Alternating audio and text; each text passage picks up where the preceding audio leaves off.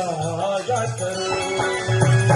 मेरे मन के वृंदावन में जरा आया भी गाया करो। मेरे मन के वृंदावन में जरा आया भी गाया करो।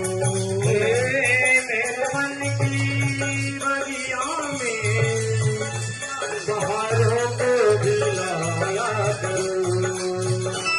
मेरे मन की बगिया में बहारों को खिलाया करो। तेरे आने की चाहत में आने की चाहत में राहों सजाएंगे। रावण से अजान भया हम लाश सुनाएंगे।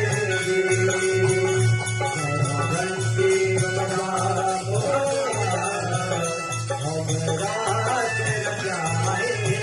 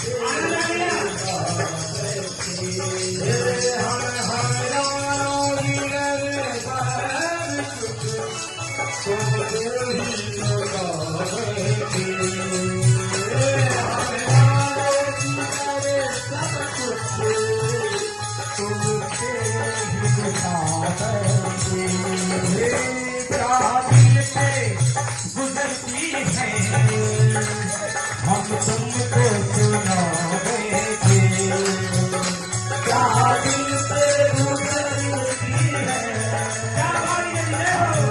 तुमको सुनाएंगे।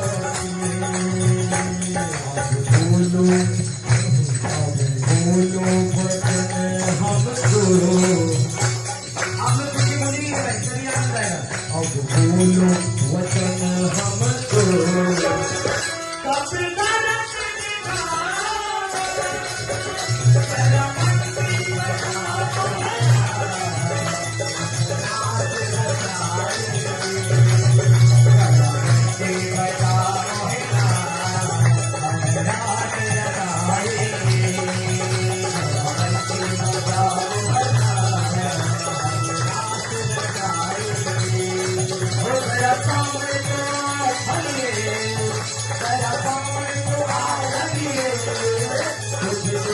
बताएंगे